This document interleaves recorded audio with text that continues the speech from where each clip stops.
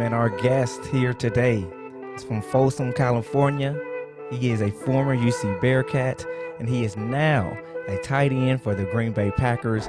He is the one and only Josiah Deguara. He is here. He is here. What's going What's on, up? man? What's up? Appreciate y'all for having me, man. Yeah, man, it's great to see you again, and it's just great to see friends and people that you've crossed paths with like elevate, and it's a blessing. So thanks for being on. No doubt, man. Appreciate y'all for inviting me. I'm looking forward to it. For sure, Yes, man, for sir. sure. So how are you holding up, man, in these 2020 times, man, these quarantine times, man? It's been some crazy, crazy times. Yeah, man, it's been a journey. Not only I'm living in Green Bay. Obviously, came out here for football and everything, and um, everything was going good. And I actually tore my ACL like week 4, so my plans kind of flipped. But man, just enjoying it as much as I can. And 2020 is obviously a crazy year. Mhm. But man, I'm doing good. I'm out in Green Bay. I'm healthy, man. My family's healthy. That's all you could ask for right now. No That's doubt, good. man. No doubt. And see, the first official question I usually ask every guest is, Drake had the whole 2020 vision thing that he was saying, and so, the first question is, what is something that 2020 showed you that you feel like you wouldn't have seen any other way? Man, I feel like 2020, the whole thing I've kind of told myself throughout it is control what I can control. Like that's the biggest thing that 2020's brought me, because there's so much around us in this world that's uncontrollable. Like this pandemic, this election, the social injustice, like everything going around in this world. Um, like right now, it's really just sitting in the spot of like controlling what I can control, doing what I can, to make this world and the people around me a better place.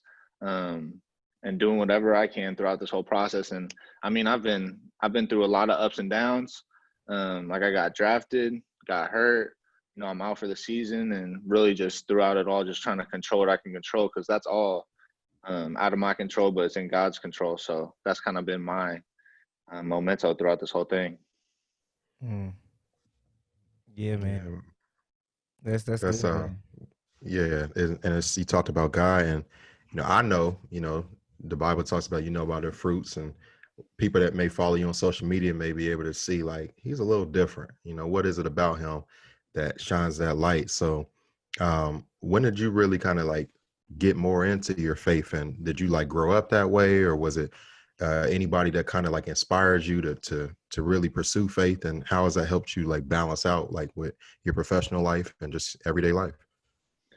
Yeah, so like as we were talking about a little bit before earlier, I grew up in the church. My dad's a pastor, so throughout my whole life I was in the church.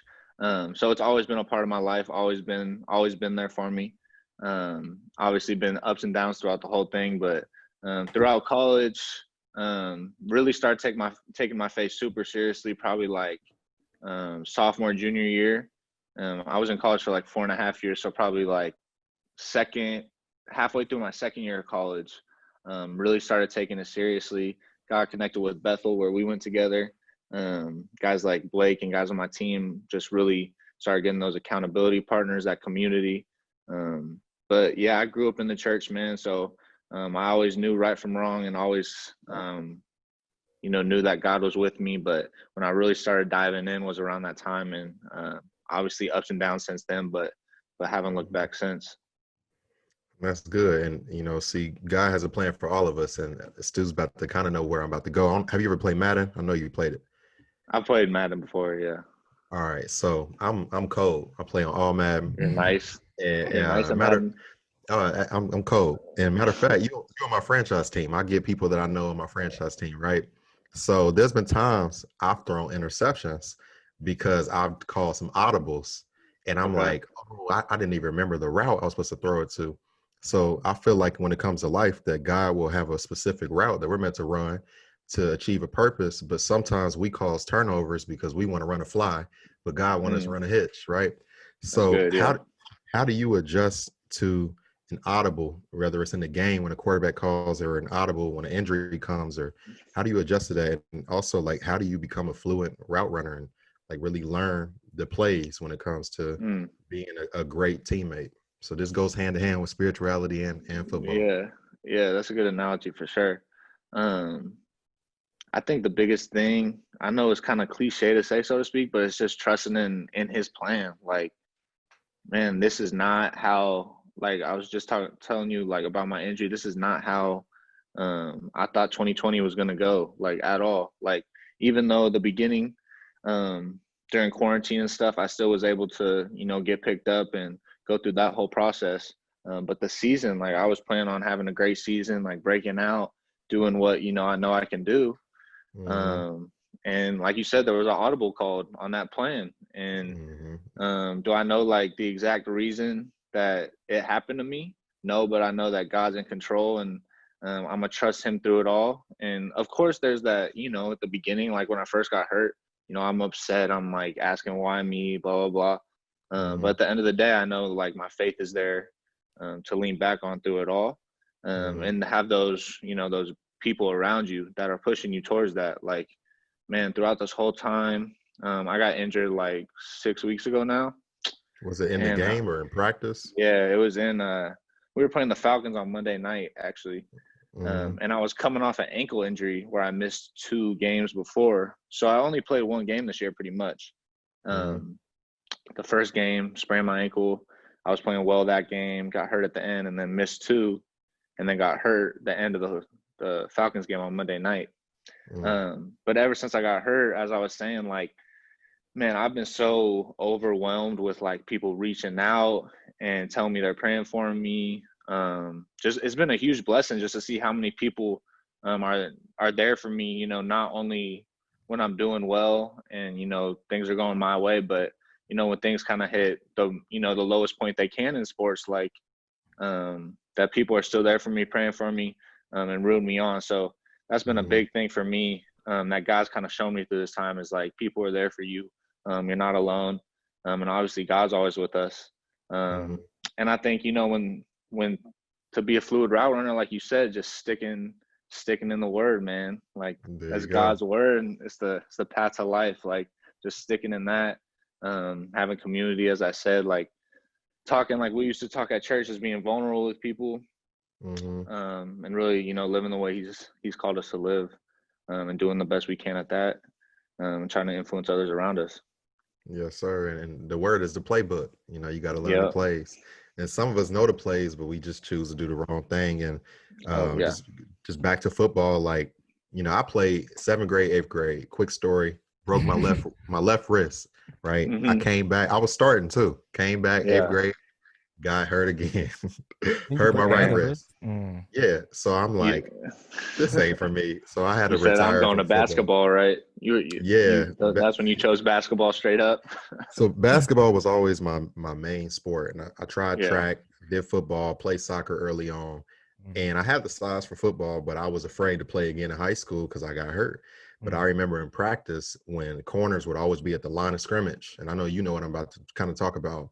And sometimes as a receiver, the hardest thing is trying to get off the line when you're getting pressed. And I Mm. feel like just another analogy, like, okay, that press is an opposition in life. And Hmm. sometimes we trying to do all this wiggle room and be cute and get off the line of scrimmage, and we finally get available and we drop the pass. So Hmm. it's like, even when we do, get off that line of scrimmage and we do get that breakthrough, how do we really receive the blessings that God has for us and really, score that touchdown? And I remember just like seeing your story, like doing research, you were a two-star recruit on Rivals, you were unranked on ESPN, and you started out as a receiver, right? Yeah. I played a little receiver in high school. Yep. So then when you came to UC, what was that process like? Like, did you know you were going to play tight end? I know you redshirted right away, and like, what was that transition going from not only a new school, but you went from California to Ohio, redshirting, and you worked your way up. So, how did you get to where you were in college? Yeah, that was a journey for sure, man. Like you said, like I was kind of always just underrated and overlooked in high Mm-hmm. school, in my opinion, and Mm-hmm. actually, the only way I got to Cincinnati was through a family friend. Like I was about to go to a D1 AA school like 40 minutes from my house. And then my family friend knew the O-line coach there. And that's how I got connected. The tight end got hurt, and then they offered me. So they were like my only D1 offer pretty much. And then, man, ever since I got there, like I didn't know I was going to play tight end, but I knew like I couldn't really play receiver. So I was just kind of like trying to gain weight a little bit. But then that process, like throughout the whole time, it was a journey. Like redshirt, I tore my shoulder my freshman year. So it's kind of the same start, bro. Like I got here, tore my ACL. I got there, tore my shoulder. So it's like I'm 0 for 2 on rookie seasons. But that's how it kind of started. And then freshman year played a little. Sophomore year, played like 6 games and then broke my hand, so I was out for that season. And then really when it started to pick up was when Coach Fick came in. Coach Fickle, him and his staff came in. Coach Denbrock, who's a really good tight end coach, moved into our room. Really started to learn, the tight end position, because I was still, only 2-3 years into it, starting to learn more and more. And then really, man, just once I had to battle for that starting spot, and once I got it, the rest is history. I took it and ran with it. It's all about opportunity, man. In college and even in pro sports, the opportunities you're given, there's not many of them, so you got to take advantage of them. And that's what I try to do. That's what I tried to do, and that's what I'm still trying to do. Whenever I'm given the opportunity, I know, like, especially in this profession, like, there's a lot of people that want to be in my shoes. So anytime I'm able to take an opportunity and run with it, that's what I'm trying. That's what I want to do. That's good. That's very good. That's very good. Because I coach basketball, man, and a lot of times you got kids who get hurt. They get injuries, and it can be discouraging because it's like, man, I put in this work.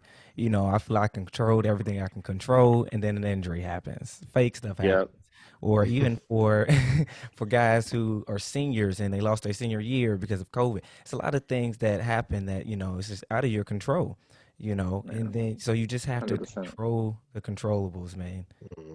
You really do. And just going back to the whole route running thing, that's a really good metaphor, Jay, because, a lot of times it's hard to stay on route, wherever you're going, staying on route. And so my question is, how do you deal with the distractions, right? And staying on course, because, anytime you try to do anything, there's going to be other things calling your name, hey, come do this, come do that, come here, go there. So how do you make sure that you just stay on route with where you're trying to go? Yeah, that's good. And you're right, man. There is a lot of distractions in college, as you guys know, and just in life in general, and then coming in this profession. Luckily, I'm in Green Bay, so there's not too many distractions when it comes to like things to do out here. I'm not gonna lie, but nah, when it comes to that kind of stuff, man, it kind of goes back to what I said earlier, just about your inner circle, like the people that you surround yourself with. I've kind of preached this since college, because it was huge for me.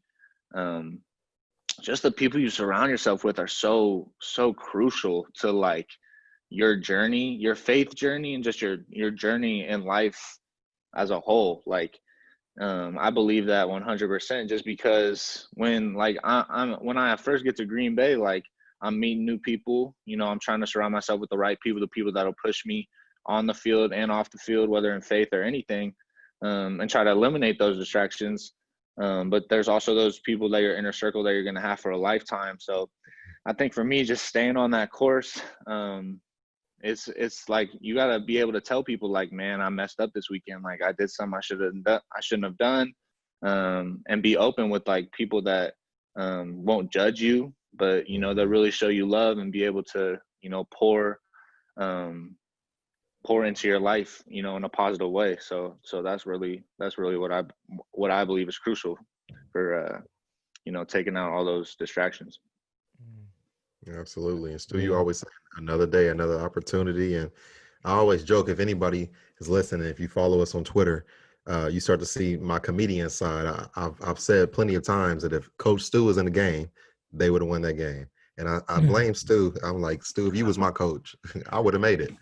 But back to like you were saying with just community and just flashback. And one thing I'm going to say, shout out to Pastor Brian Taylor, Bethel, Cincinnati. He had a message Yep. and it was saying, I listened to it and I was really depressed. I was like, man, I'm missing my community. I haven't been going to church. Like I'm feeling spiritually weak. And he had a message and it said, opportunity and opposition go hand in hand. And many times when you're close to a breakthrough with an opportunity, opposition is going to be there. Opposition is coming. And he was saying, if you feel like that you're getting a lot of opposition, then that usually means that you're in a prime spot to break through. And if you feel like you're not getting any opposition, then maybe you're not a threat to the kingdom of darkness.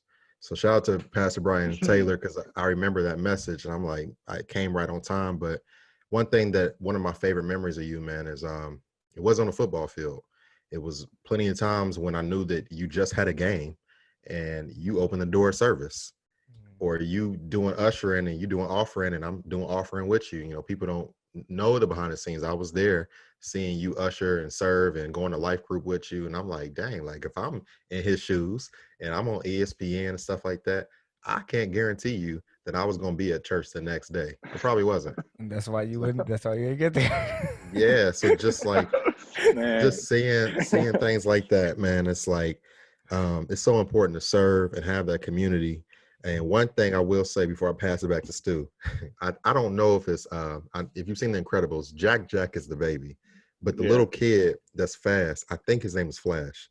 Correct me if I'm wrong. I think I think it was Dash. I think it is. Thank you, Yeah. Dash, or You're whatever right. his name is. You know, I'll never forget. You hooked us up that game. We came to see you play, and it was against UCLA. Interception, and I'm like, oh, here we go.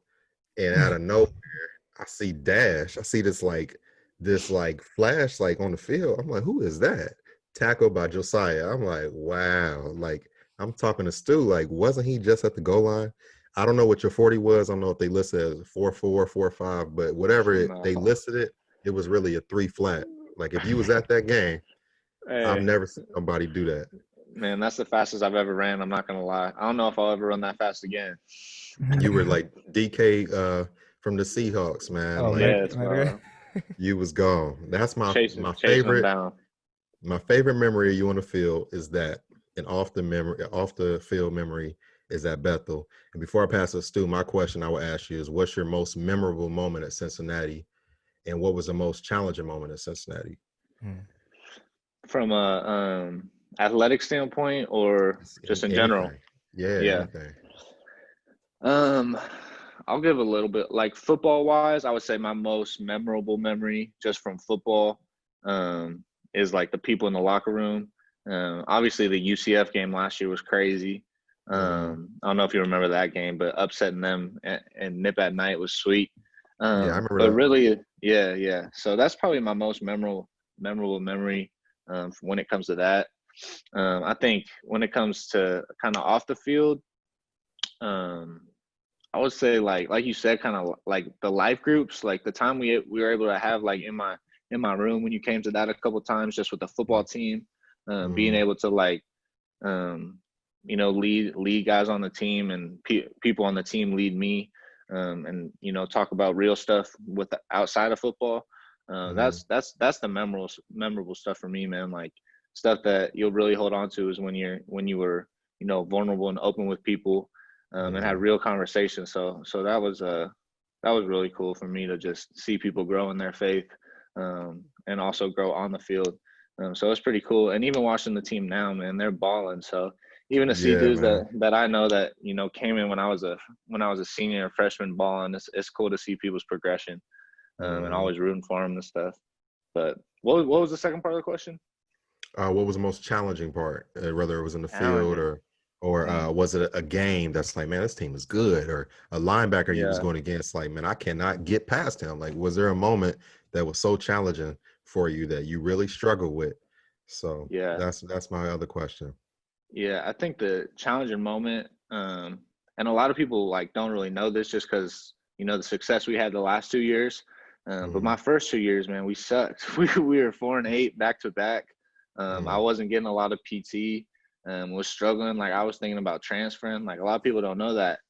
we were struggling, and I was struggling. Like, I was across the Mm, country playing football for my family, not close to them. mm, Just trying to think about the future. We had a coaching change, so it was crazy. So that was real challenging, man. But it all just comes down to, like, I love the people there at Cincinnati. I'm super grateful for everyone, like, in the locker room and just in the athletic department. Bethel, Cincinnati, man, so grateful for them. Like you were talking about, Pastor Brian, mm. Blake, and just, Parker, Jordan, Grace, like everybody over there, that community of believers, that church that we got plugged into. It's an awesome church, and I'll forever be grateful for them. But the Mhm. people, man, that was a hard part to overcome during that span of time. But that's really what made me stay, and obviously I'm glad I did. Yeah, because I was supposed to link up with you. We were supposed to get food, Hmm. and I remember that. And COVID happened, and I never physically got a chance to see you again. I'm like, see, that's why I you never know know. what's gonna happen. Yeah, Never because know. I was gonna come back to Cincy, like, after the combine, Yep, and I remember then, that. yeah, after the combine we were supposed to link up, and then COVID happened, and it's like, man, I was supposed to say bye to everybody over there, and it's like, Hmm. it's kind of been crazy, but it's cool to see, like I said, what everyone's doing over there, and especially the Hmm. team. They're balling out. Since he's going to the playoff, I'm predicting it right now. Uh, yeah, man. Hey, And, they and right there. they Right got it. there. They We're right right They got it. there. Yep, they got it. And you got Sun Stew? Yeah, just going back to Bethel, man, because that was actually my first impression of you as well. I remember going there with Jay. Jay invited me. I went there, and I think he introduced you to me. And he was like, "Oh, he played." I was like, "Oh, okay, he played for UC." Now, in my mind, I'm like, "Okay, there's a lot of people on the team." I'm like, "Okay, he play on the Yeah, team. That's cool." But I remember we yeah. went to the game, and I looked at the ticket. I was like, "Oh, he on the ticket." And Jay was like, Yeah. "Bro, I tried to tell you that he's actually really good." I was like, "Oh, Hmm. okay, I didn't know." And then I'm like, "Oh, he's starting." I'm like, "Dang, this dude out here balling. He is out here balling, man." And That's so, awesome, man. That's man, I awesome. was like, "Dang, I didn't know. I did not know." But That's at funny. Bethel, man, I seen you serve. I seen you do, like Jay said, a lot of different things, man. And so, talk about the importance of that word in your life, service. Mm, yeah, that's a good question. Um, I gotta think about this one for a second. Yeah, I take your think, time. yeah, I think that, just from, like I told you, my dad was a pastor. Just seeing him, um, how he served others, like, and how he's Hmm. currently serving others. So, like, just a little backstory. He was an associate pastor, like, my whole life. So he was, there's the lead pastor and the associate pastor. So he was always like the next man up type of deal, Hmm. right? But so he was always the guy that's doing everything behind the scenes. Like, he's putting chairs away. Like, he's not only preaching on Sundays, but he's also, putting chairs away at the end of service, setting things up, social media, what this, that, and the other, whatever it is. Um, but, like, I've always seen him do stuff like that. So that's been a great example to me. And he's always obviously preached it to me, like, you want to serve others, and able for you to, I'm trying to think of how he said it. In order for you to serve others, in order for you to lead others, you got to serve others. That's what he said. Mm. So Good. in order for you to lead others, you gotta serve others. So that's always stuck with me. And he's done that his whole life, and that's what I try to continue to do. It's not something like you guys doing that, like, means a lot to me, but it's just something that, I've always just get plugged in the church, Hmm. become a member of a church, and try to serve as much as you can, Hmm. because that's when real connections built. I probably would have never met Jay if we weren't serving together, a couple times, Hmm. here and there, and then really creating that, that fellowship. So that's really, my dad's been a big influence for me throughout my life, and he continues to be. And then he finally, to kind of finish the story off, he got his own church about 3-4 years ago. So he's the lead pastor, and he's been killing it. So I'm super happy for him. But it's kind of testament to the story, man. Just in order to lead others, you got to serve others. So that's really Hmm. what, when I think of service. That's good. That's very good. That's That's very really good. good. And Yeah. one thing I was talking to Stu about, and I'm gonna pass it back off to you, Stu. Um, I don't know if you ever felt like this, but I feel like most people, we want to be seen, right? We all want recognition, and a lot of us want to score the touchdown, but none of us really want to serve our teammates and be a blocker, right? So as a tight end, the reason why that position is so live, like people don't know Yeah. this, but my team in Madden growing up was the Titans, and I used to use the Chiefs because they had Tony Gonzalez, Yeah. right? So I used to throw that tight end fade or the play action, throw it to the tight end. But that's all cool in order to get the touchdown. But sometimes your number is not called to Mm-hmm. catch the reception and score. Sometimes you need a block for the running back. Yeah. So I feel like when it comes to serving, how is that also for you on the field? For you not to also be a good receiver, but to be a good blocker, because sometimes you need to block for somebody else to score. Yeah. 100%. Yeah. That's why I love the position too, man. I'm right there with you. We literally do a little bit of everything. And that's why I love it. Even now I'm playing a little fullback, so blocking a little bit more, man, just running into things. But yeah, that's why I love the tight end position, man. Just being able to do a little bit of everything. You can I blocked a lot for good old Michael Warren back in the day, but also got a The few touches truck. here and there. The truck, man, but also got a few touches here and there, and really, that's you got to do. That's all part of a team, man. So you got to do everything you can. Not only for yourself. Obviously, you want to get yours, but you got to open the doors for others to be able to get yours and open up doors for you as well. So yeah, on the team, that's what team's about. I love tight end though, doing a little bit of everything. Mm-hmm. See, Yeah. that's good. That's good because, even as a coach, as leaders, we know that sometimes something might not be your fault, but it's still your responsibility, Hmm. and that Mm. goes to even when you did that chase down, right? Maybe it wasn't your fault that the interception was thrown, but you still knew I'm a part of a team, so it's still my responsibility to stop them. Mm-hmm. Yeah, And so that that's that just huge. goes that just goes to show with just leadership and being part of a team, being part of a community. I think that we'd all be in a better place if we took that responsibility for each other. It might not be your fault, but it's still a responsibility. So That's Yeah, that's good. good. Yeah, that is good. so, but just going back to community and trying to be the light, man. I know as believers, as leaders, we try to be the light wherever we go. And a lot Hmm. of times though, when you're the light wherever you go, all eyes are on you. Hmm. People are looking at you to be an example, and so when you're held at that high standard, there's less room for error. And so talk about the pressure that comes with being a leader, with being the light, with trying to lead people in the right direction. Talk about the pressure that goes into that. Okay. Yeah. No, that's 100% true, man. There's a lot of people.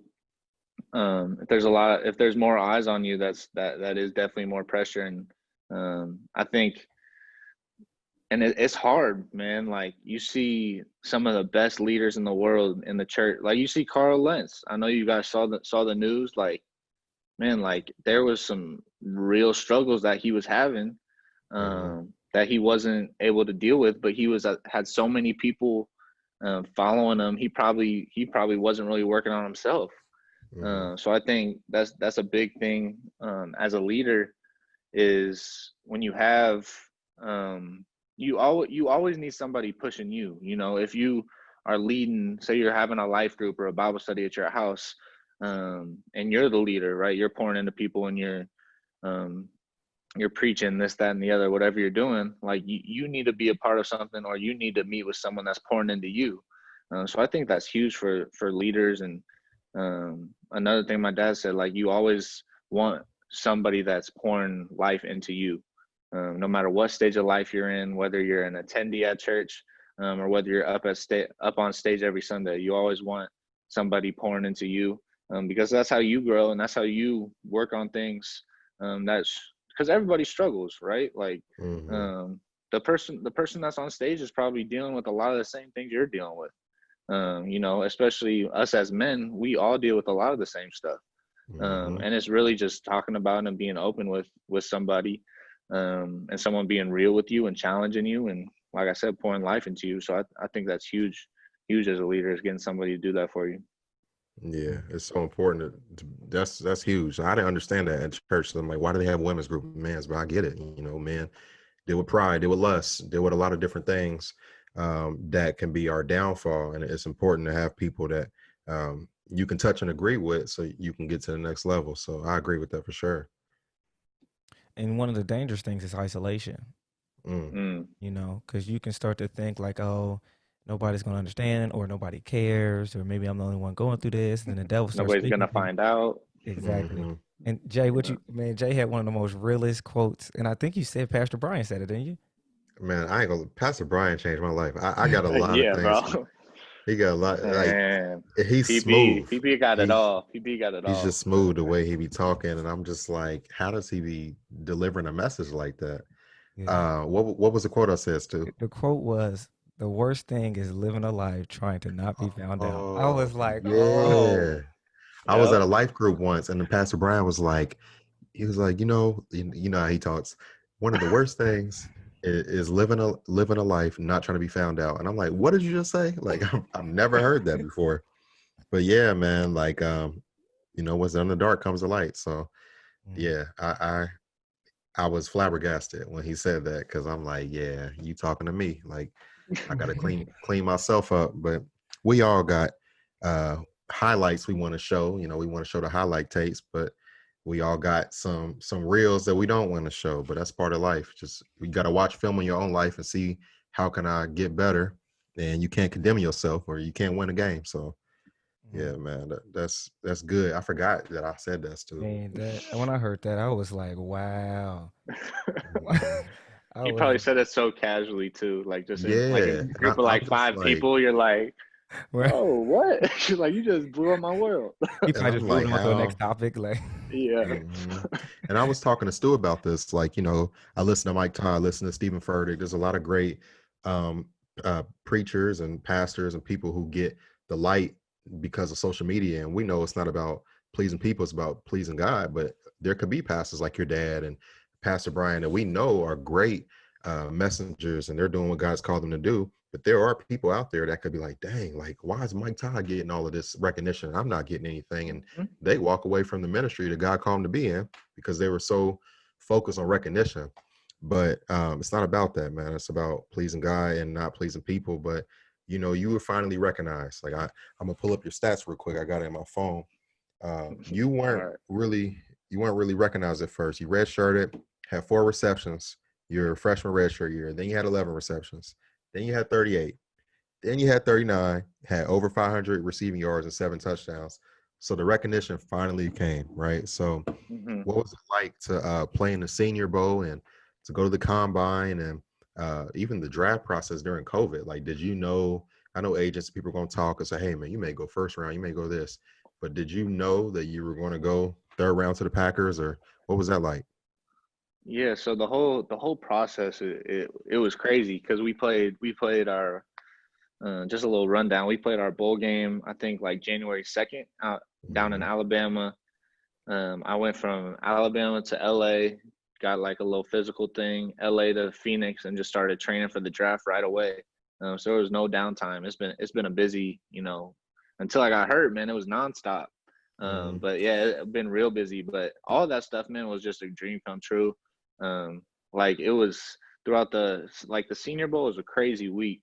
Like I'm gonna talk to Wiggins on Cincy about it because he just accepted his invite. But it's a crazy Mhm. week. Like you're pretty much going to bed at 12, waking up at 5, talking to coaches nonstop. Mhm. Same with the combine, like real busy weeks. But during that time, man, I just try to sit back and be like, I've waited my whole life to be here. Like this is what I've worked my whole life for. So that was all just a blessing to even be invited to and get the recognition to be able to go there, like you said. Mhm. Like it was crazy. So just being able to do that was awesome.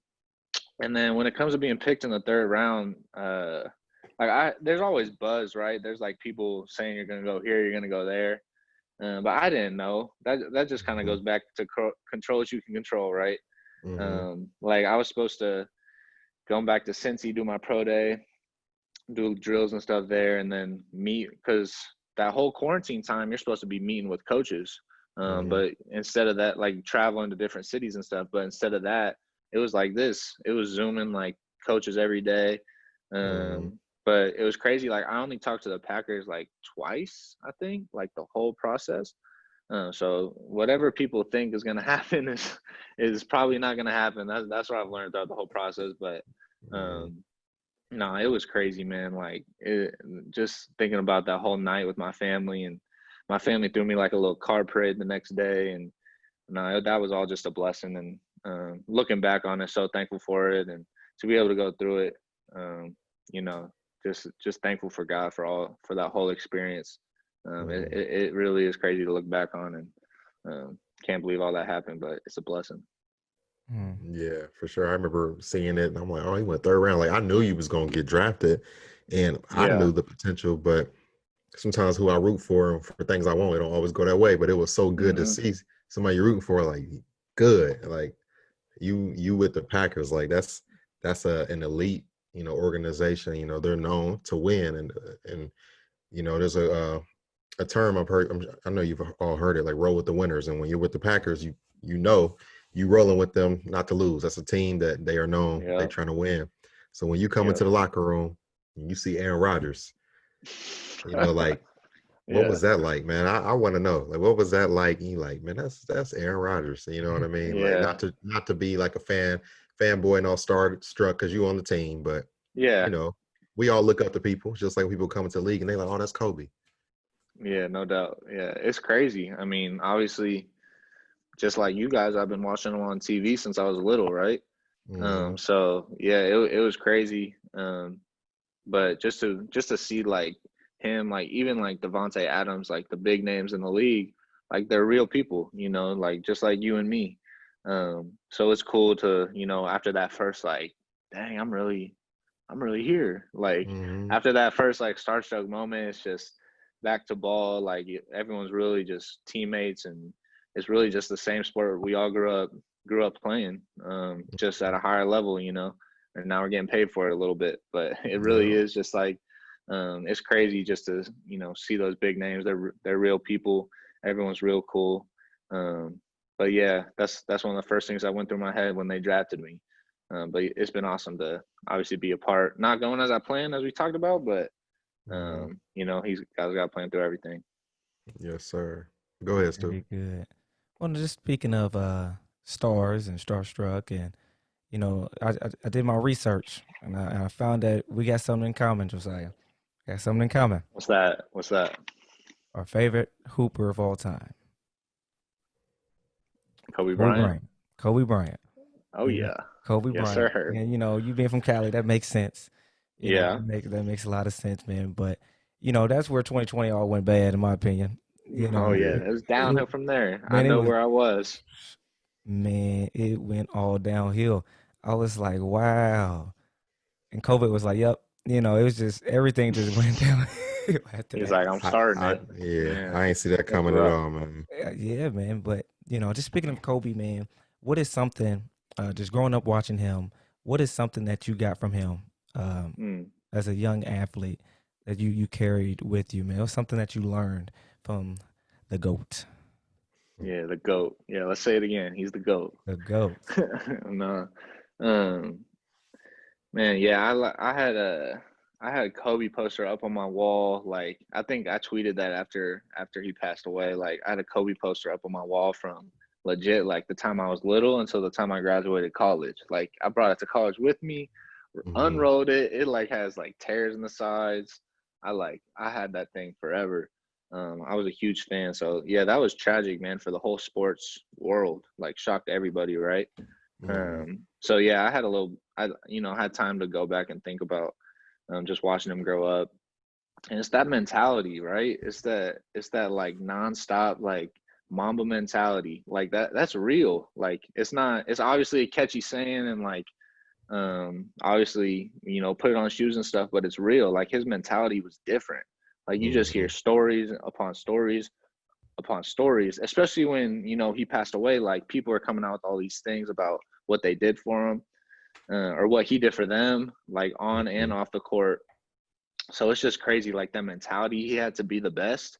Like we all saw Jordan's documentary, like that mentality, like I may come off as like this type of way, but I'm just trying to be a winner and I'm just trying to be the best, you know?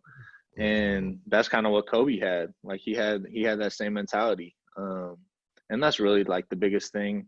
You know, more of as like an athlete than anything was he inspired all athletes to do whatever you can to be the best. And in order to be the best, you got to put in the work. Um, and even with him, when he had, you know, a lot of God-given ability and he put in that much extra work to be, you know, one of the best players ever. So that's really what probably the biggest thing just as an athlete where I learned from him growing up. That's good. I Very know, good. Stu, you love Kobe, man. And I didn't grow up a Kobe fan. I grew up a Tracy McGrady fan and LeBron James. Those are the two that I looked up to. But as I got older, especially after he passed, I'm like, Stu, you right. Yeah, he lied. Like, it's Right. just, and that's how it is. We appreciate people afterwards. And, Hmm. rest in peace to Kobe. I got one question kind of similar to that. It's not about basketball, but who are some tight ends that you look at to maybe mold your game after? There's only one but who Hmm. are some people that you looked up to, whether as a kid or now, that's like, I like his game, I want to kind of study him? Yeah. So I was asked this a lot. But really like as a kid growing up, I didn't play tight end, so I didn't really watch too many tight ends or look at too many tight ends, right? Hmm. So really like the last few years when I started kind of getting more into the position, like, man, I'm like, you know, when I started having those dreams become a reality, I'm like, I Hmm. really like have a chance to do this thing, you know? Hmm. Instead of it just way far off, it was getting closer and closer. And really like the two people probably the most, like obviously Cincinnati legend like Travis Kelce, man, one Hmm. like the best tight end in the game in my opinion. Like he is next level. Like man, his creativity with his routes, just his feel for the game, you know, and for me being able to talk with him, just being from the same school and everything, that's been awesome. So he's definitely one. And then I'm playing a little bit of fullback too. So I'm playing tight end and fullback up here. So Hmm. Kyle Juszczyk for the Hmm. 49ers is someone. He's probably one of the best, if not the best, fullback in the league right now. But he's the real deal too. So those two guys I would say are probably like the biggest dudes right now in the league that I have kind of like I watch them. Like if we're watching film on somebody, whether it's the Chiefs, or the Niners, I'm like seeing like how they kind of dissect the game and how they play the game. Those are probably the main two. Hmm. Especially now that I'm here, like trying to really perfect my craft. That's good. Yeah, I didn't even know the second guy, so I'm about to Hmm. check him out in Madden, because I love He's Madden, nice. man. Yeah, he's Love it. nice. You love Madden. I love it, man. And Love if anybody has ever heard me say they cheated, it's because of the game. it. There's nothing worse than when you playing. I ain't gonna lie, I got a confession. I was playing Madden and I was getting blown out. I was getting beat like 38-7. And I'm like, oh, they cheating. I'm turning the game off. I had to turn it off because I was just throwing all these interceptions. I'm like, bro, that's fake. Yeah, And if that's you've funny. ever played the game, there is no worse feeling than You know what being it's like. cheated. Or maybe It's, it's maybe you just wasn't Nah, good. bro. They Uh, cheated. Like I've had times playing with Lamar, and I'm like, this dude is not gonna catch him. So if you ever hear me say they cheated, it's because it's from video games. So yeah, that's what. yeah, I feel you. And another dude that I have to shout out now, um, who's on my team now, he's a 16-year vet, is Mercedes Lewis. He went Oh to he yeah, went to I know he UCLA, is. played with the Jags, been with us for like I think 3-4 years now. Hmm. But he's a freak, man. He's awesome. But to see like a 15-year like tight end NFL vet like at the top of his game right now, like still like killing people out there, like to Hmm. see that like up close and personal, and for me to like really day to day get like what do you see here, what do you see here, asking him questions, him coming up Hmm. to me, giving me little pointers here and there. That's been really cool, ever since I got here.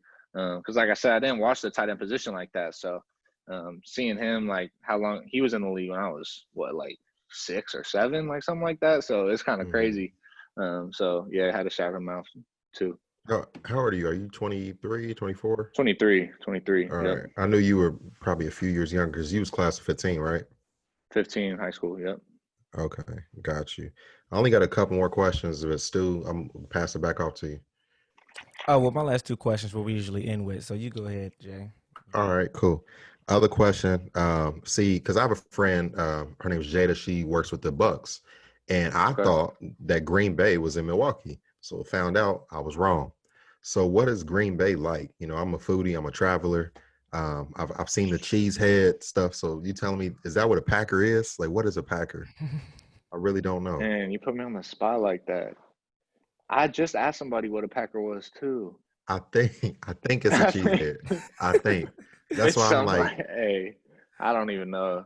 People in Green Bay are gonna kill me for that, but I really don't know what a Packer is. But Green Bay, it's like it's real. It's I would just describe it as like it surrounds. It's all Packer. It's just Packer Nation out here. Like it's mhm, not a big city, mhm, but like you can see the stadium from like far off. But everybody mhm, loves the Packers. Like with COVID and stuff, like I haven't even seen the real deal, so I don't know what it's like on game day. But mhm. just the stories like some of the guys tell me is It's is is, crazy. is there's nothing like it. So yeah, And they you call gotta it you the gotta come out and get yourself a cheesehead and come to a oh game yeah, sometime. I Got to. got you. And then hopefully whenever the Chargers or Rams, whenever you in LA, I'll be at the game. Yep. I know they call it the frozen tundras. That's another reason why I couldn't have played football because I would have quit if it was that cold. I'm like, bro, I can't do this. Yeah, it's So getting cold. It's getting cold right now. It's getting colder now. Have you talked to Cortez at all over at the Chargers? nah, see, now I need to reach out to him because Yeah, yeah. uh, you were talking about the life groups. And I'm like, I remember Cortez was there.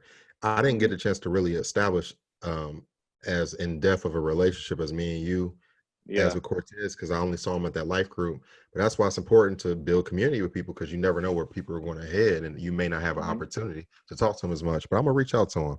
Yeah, he's a Um, great dude. He's a great dude. yeah, I would love to also hear his story more. And that's the whole thing about what we're doing, man. We're just trying to help people find the good and share the good through other people's stories because God can use all of us and we all have a message. So that's another person I'll definitely reach out to. Other than the frozen tundra, my last question I will ask you is just how are you feeling? Are you starting to recover and things are starting to feel pretty good? And I know you had surgery. Are you able to walk right now or Yeah, are so you I'm a crutches? month I'm a month out of surgery tomorrow actually. So I'll be a month out. I'm starting to walk more and more. So Mm, I had 3 weeks of 25% like weight bearing on my foot. So I was on crutches for 3 weeks. But now, I'm kind of back to normal life, hobbling around.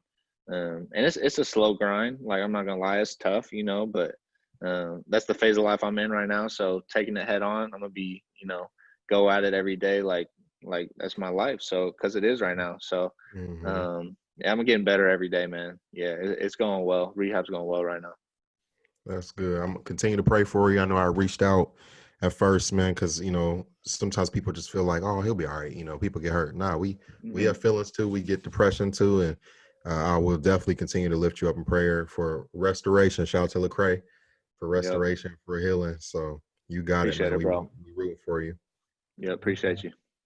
And just and then speaking of still, like, injuries and disappointment, man, like it's something that we all go through. It's something you can't run from. You Yes. can't run from disappointment, from failure, from setbacks. It's a part of the journey. It really is, man. If you try to run from Hmm. it, you'll be running for the rest of your life. Mhm. And so, Exactly.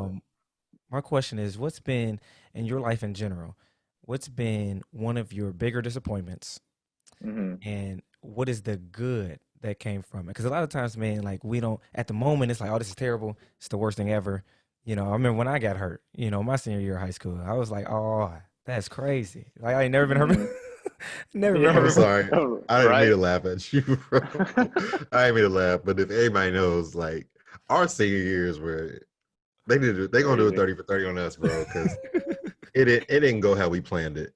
Mm. Yeah, but but I that's have not to hear it sometime, man. I gotta know the story. Tell them the story. Go ahead. about my injury. Yep, tell I them. mean, to make it short, my senior year, I had just started like I was doing okay, but I had just started like doing real good, and so I'm like, okay, here we go. Man, I remember sitting at the top of the bleachers before I practice. I was like, man, you know how you have the moments like I don't really feel like practicing today, man. You know, I'm just, I'm gonna get through it. But man, 30 minutes later, I took a charge. Mm. Mm, I'm broke the my biggest arm. guy on the team. Two 6'10s. Two Mm. of them. Dang. Two dudes landed right on my shoulder. Broke my Oh, arm. both of them? Yes, broke my Mm. arm and dislocated my shoulder at the same time. Season over. And that Mm. year we were really good. Like we went to the Final Four of the state tournament. That was we were number one in the state, and we were like top 20 in the country. We had beat the number 8 team in the country already. Um, cut Dang. short, season cut short, That's and it was not a, it. yeah. He said that's not Mm. it. Man, that's tough. That's tough. I'm If not gonna anybody's lie. never seen Stu play, this is who I would compare him to. Okay, He's a scorer and a shooter like Lou Williams, and good. he has the Sheesh. intensity. He has the intensity, the attitude, and the grit of a Patrick Beverly. That's that's the way I would. Dang. That's And how I that's a would good describe Stu. combo. That's a good combo. That's how I would describe Stu because he's like a short. He's not a point guard. He's a shooting guard, but Yeah, he can shoot. Like I have confidence with all my heart. He could win with all my heart. the NBA 3-point championship. I really I'm believe weak. it. Like one of the best shooters I've ever seen in my life. I appreciate it. I appreciate it. You know, Yeah, and but I was like a Sean Livingston. I could have been like a LaMelo Ball. I was a 6'4" point guard. And Yeah. I mean, later on in life, in high school, I was playing out of position. That's like, bro, I was like a receiver playing Yeah. playing linebacker in high school. That's how out of position I was at the school I went to. They had me playing the four, like a power forward. That wasn't me. Oh, you was playing for, but you want to play point guard?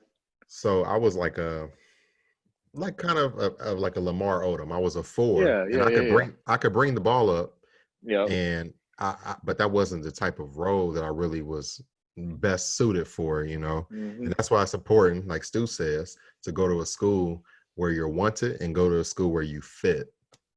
That's Definitely. the I thing, agree with man. that. I agree I with didn't that. know I didn't know the scheme of the team I was going to. We went to the Final Four, but now that like shout out to Maceo, he said in the previous episode, I never heard a player said this. Like when he was looking at his recruitment, he was looking at the roster on what's the guards looking like. I didn't do Mm, that. So just some tips to any athletes, people that's in recruitment, make sure you go where you fit. mm, true that. yeah. Yeah. But yeah, just going back to the original question of Yeah. one of your biggest disappointments, and then what's the good, because it's the good podcast, right? And we try to Hmm. find the good even in the obstacles, the low moments, because it's there. It's there. We just gotta find it. Hmm. So, what's one of your biggest disappointments, and what is the good that came from it?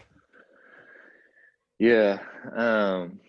I think something that's happened like with in the past is when I broke my hand my sophomore year. That was a big disappointment because I was just starting to play more and more, kind of starting to come on a little bit, um, and really thought like that was my time. Like I'm about to take over this position, but then I had to, start all over again the next year. So that was a big time in my life. I think the good that came from that though, is I was able to focus more. Um, on the life groups and like the community that we talked about a little bit with Bethel Cincinnati, the church, kind of focus on that, and grow my relationship with God during that point. That's really the good that came from it. And this injury right now is kind of the same thing, man. Like was hoping to have a great season, but it's kind of stalled. But really just being able to grow from this in other areas, that's the good I want to come from this injury, and look at the bright side instead of looking at the dark side all the time. Just being able to keep moving each and every day and look at the positives and continue to grow. No doubt, It's man. good. And it makes me think of just going back to the whole route running thing, or just routes in general. Like when you drive in your car, right? Sometimes it takes you a different way than what you thought, right? Or sometimes Hmm. you make a wrong turn, but the GPS will do what? It'll say what? At least back Redirect. in the day, it used to be like, do you want to get back? Or you have left the planned route. Would you Mhm. like to get back on route? Please say yes or no. Yeah. Use the OnStar. And Like, yes, give me yeah, back. yeah. Yes, please get me back. Or even like your phone GPS now, like you go the wrong way and it automatically will reroute you. And so the injuries and the obstacles that we go through, um, we'll be rerouted, right? And we'll still be able to get to our destination, you know. And so that's just something that all athletes or people in general, we have to try to keep in mind as we go through these challenges, man. That, you know, just because you have a setback, that doesn't mean that you can't still get to where you're trying to get to. You know, you may be going a different way now, but you still can end in your destination. So Yep, that's yeah, good so. right there. But yeah, my final question, man, is Jay drives Uber. Right, I love this question. Right, he drives Uber, and so I want you to imagine you're driving. You're driving Uber. You pick up somebody. It's a kid. You know, you talk to him for a second, then you realize, like, wait a minute. Oh snap! It's the 16-year-old me, right? 16-year-old you is about to get out the Oh, car. He's about to get out the okay. car, and you have one Yeah. final thing that you can say to the 16-year-old you. He's about to get out the car.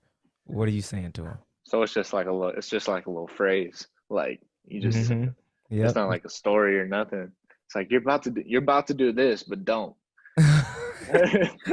Nah, like that's probably what I would say. That's probably what I would say to him. Be like, this is what you're about to do. Don't do that. Like Mm. if I was. Uh, but man, if I told a 16-year-old me, I would just say, man, trust the process and trust in God. Like, because like you guys have heard my story throughout this show a little bit, and just from knowing each other. Um, you know, I've always been like the underdog, you know, underrated guy. So just to be able to be where I am now and this whole year and being able to get picked up where I got picked up and just trusting the process and trusting in God is really like just sums it all up, I would say.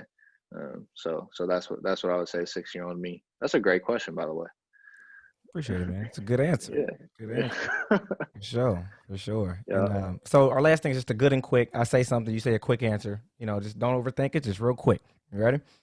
All All right. right. Favorite artist. Music artists. Mm-hmm. Right now, Elevation Worship.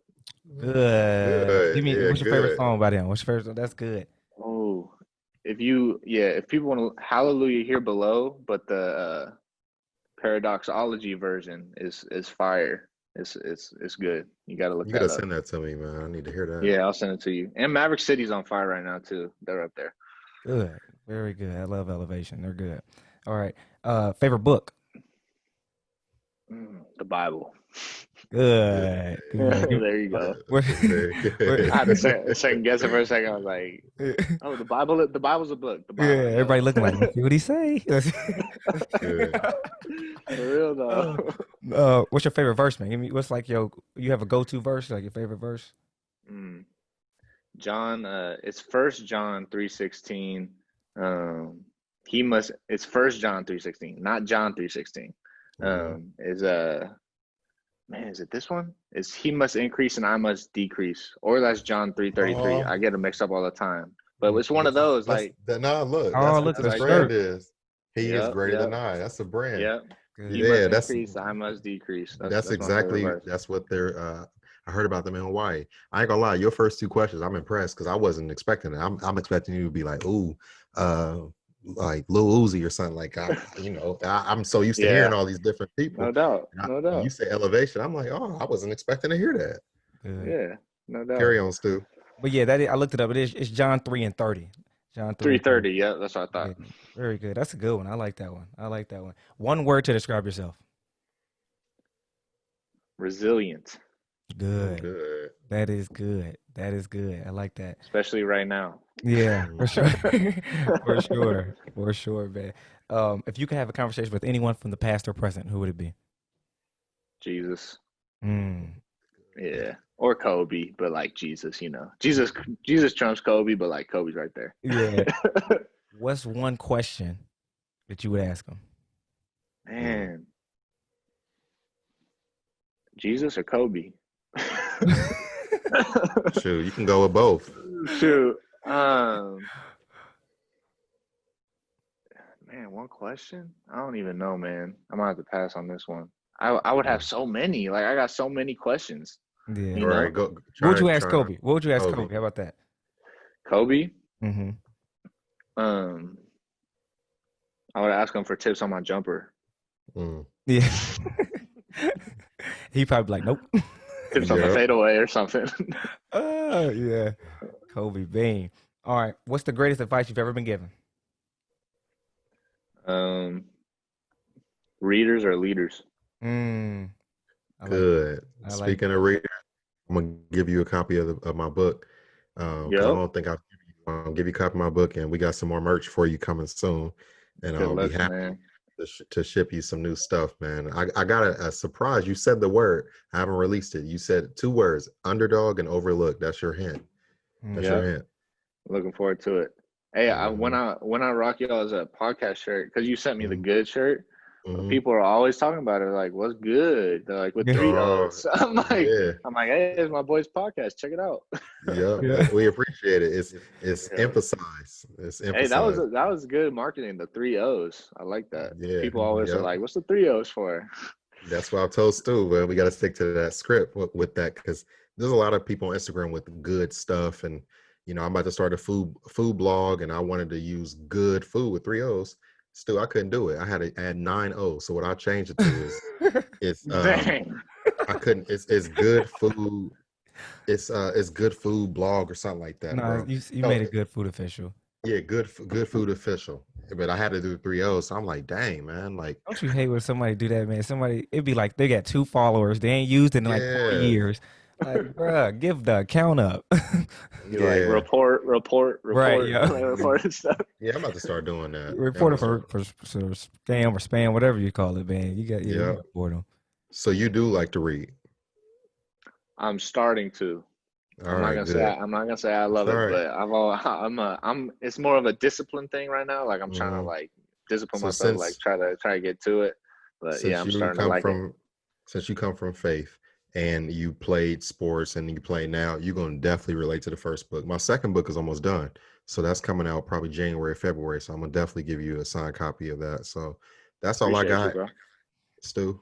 That's all I got, man. Josiah, man, we definitely appreciate you, man, for coming on for sure. Yep. I appreciate y'all boys, man. It was fun. Had a good time. Yes, sir. And I'll be in touch. And God bless you, man. I'm very proud of you, and just your humbleness and your humility is a blessing to see that, man. So, looking forward to talking to you soon. Thanks, man. I appreciate it. We gotta link up when I'm back home on the West Coast. Oh yeah, for sure. Yeah, Absolutely. got to. Got to.